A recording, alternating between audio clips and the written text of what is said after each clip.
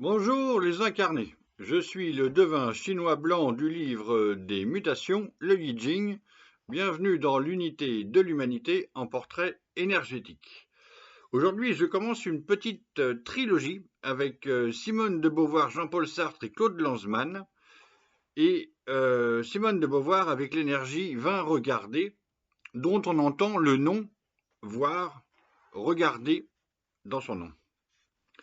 Simone de Beauvoir est née et décédée à Paris, 1908-1986. Elle est née dans une famille aisée et catholique, ça a son importance. Elle rencontre Sartre dès 1926, c'est-à-dire autour de 18 ans, et en 1929, elle réussit déjà son agrégation de philosophie. Je ne sais plus si c'est à cet examen-là, il est premier, elle est deuxième, etc. C'est parti pour la vie. Elle est belle, elle est intelligente, cultivée, pleine de talent, avec de nombreuses facettes différentes. C'est ce qu'on va essayer de voir vite fait quand même. Dès 1945, dès le début, elle participe à la revue de Sartre Les Temps modernes, qu'elle va reprendre après la disparition de Sartre, et ensuite ce sera Claude Lanzmann. Avec Sartre, qui lui a donné donc le surnom de Castor, ils ont formé un couple très médiatique, très politique, qui s'est aimé, qui a vécu ensemble, qui a écrit ensemble, ce qui est encore plus original si je puis dire, et qui s'est séparé physiquement. Chacun a vécu ses amours de son côté, mais ils ont toujours œuvré ensemble dans leur combat social et idéologique de leur époque. Bon, ça c'est pour situer aux plus jeunes, sinon tout le monde sait ça. Avec Claude Lanzmann, donc Claude Lanzmann, c'est la génération d'après, 1925-2018, il nous a quittés il n'y a pas si longtemps que ça. Simone de Beauvoir s'est mariée avec cet écrivain, journaliste et philosophe, et aussi le réalisateur de Shoah. Donc ils ont été mariés entre les années 1952 et 1959. Quand on lit Claude Lanzmann dans ses mémoires, il y a une citation merveilleuse où il parle de son amour avec sa femme à cette époque-là. J'ai pas pu résister, je vous lis le passage. La soif de voyage de Castor était inextinguible. Elle portait sur le monde un regard inlassable, et revoir avec moi, me faire découvrir ce qu'elle connaissait déjà, en un mot m'instruire, était pour elle une façon de tout appréhender d'un œil neuf, lui redonnant l'émotion des premières fois. Fin de citation. Ils se sont vraiment aimés très fort. Il y a une correspondance amoureuse, mais je ne l'ai pas lue. En effet, donc c'était exactement cela. Là, ce qui m'intéresse, c'est comment, avec justesse, il parle, et amour, il parle d'elle, mais avec beaucoup de justesse. Donc Javary Effort, qui présente cette énergie 20, raconte la même chose autrement. Regardez, c'est élever son point de vue. Plus que contempler, c'est se défaire d'un regard ordinaire et remettre en jeu sa manière habituelle de considérer les êtres et les situations. Regarder en face ce qu'on ne veut ou ne peut pas voir entraîne un élagage des certitudes et un changement de perception. Il s'agit donc d'aller au-delà d'un regard superficiel, et ça, c'est tout un art. Alors, dans cette citation de Lanzmann, qui parle de son amour avec Simone et de l'énergie de Simone de Beauvoir, on entend aussi l'étude de la grande image qui parle du rôle de la personne dans la société. Alors, l'étude de la grande image, deux points ouvrez les guillemets, regardez. Les anciens rois ainsi, en visitant les régions, regardaient le peuple et instituaient l'enseignement. Simone de Beauvoir a enseigné la philosophie quelques années, puis elle s'est mise à écrire. Elle adorait voyager, elle a beaucoup voyagé en France, en Europe, aux USA, en URSS, au Canada, à Cuba et au Brésil. Cette énergie 20, regardez, est composée en bas de la terre et en haut du vent.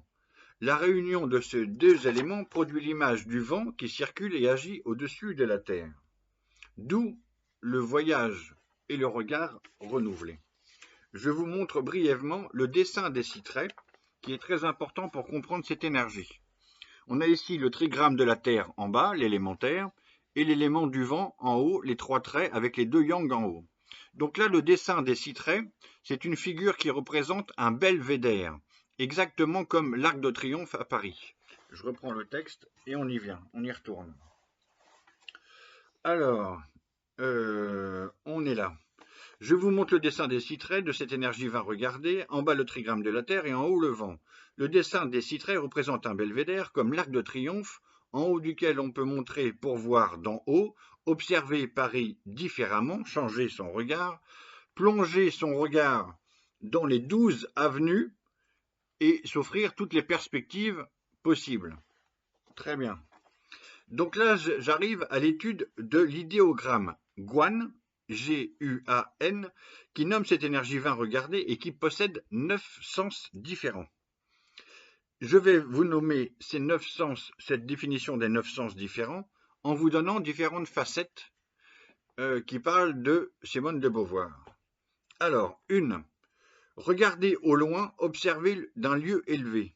Donc, par exemple, là je prends un exemple dans la vie sociale. Un lieu social élevé, c'est le Café de Flore qui a fait date à cette époque-là pour voir et être vu du tout Paris. Toute la troupe de l'existentialisme se réunit là, si ce n'est tous les jours, c'est régulièrement. 2. Contempler, examiner. Donc là, c'est son travail d'observation. Elle a des yeux pour voir et elle a une plume pour écrire ce qu'elle voit aussi. 3. Parcourir et visiter un pays. Donc là, c'est la femme amoureuse qu'on vient d'écouter avec Lanzmann, notamment, par exemple. Aspect, vue, apparence. Donc là, on est davantage chez la romancière. Juger, conjecturer, deviner, c'est l'intellectuel des temps modernes, par exemple. Conception, point de vue, idée, c'est la philosophe qui pense. Faire valoir, faire connaître, instruire, informer, c'est la prof, l'agrégé de philosophie qui a enseigné et qui a écrit aussi dans les journaux pour donner son influence. Lieu élevé d'où l'on peut voir de loin, c'est par exemple l'anecdote en 1954, avec l'argent qu'elle gagne du Goncourt pour son roman Les Mandarins, elle s'achète un atelier-appartement élevé, un belvédère en fait. L'appartement il ressemble, il est tout en élévation, tout en belvédère. Et puis en fait, 9e sens, monastère, temple taoïste, ça parle aussi de son enfance catholique pratiquante qu'elle raconte dans ses textes. On continue. L'étude du texte des traits me permet de souligner plusieurs choses.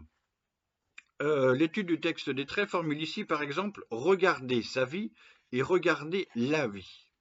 Alors, regarder sa vie correspond à l'œuvre autobiographique de Simone de Beauvoir, c'est-à-dire 1958, Mémoire d'une jeune fille rangée, 1960, La force de l'âge, 1963, La force des choses, 1964, Une mort très douce, 1970, La vieillesse, et 1972, Tout compte fait.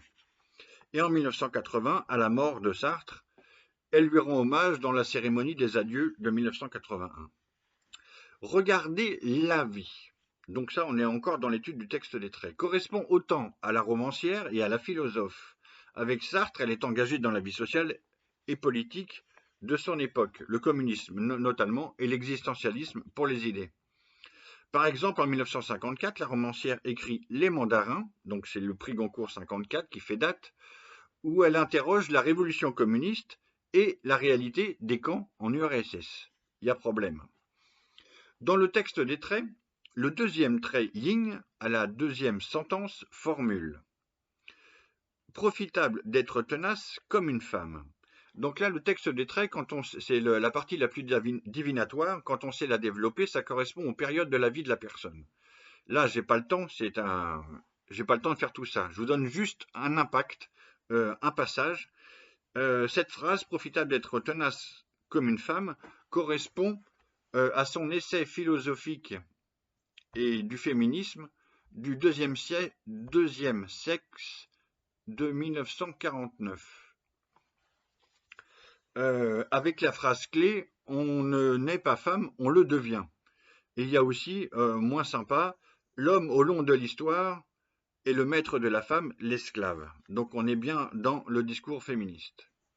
Jusqu'à aujourd'hui, qui tient debout. Donc elle, Simone de Beauvoir, c'est un pilier de cette histoire du féminisme en France et partout sur la planète. Elle est reconnue aux États-Unis aussi.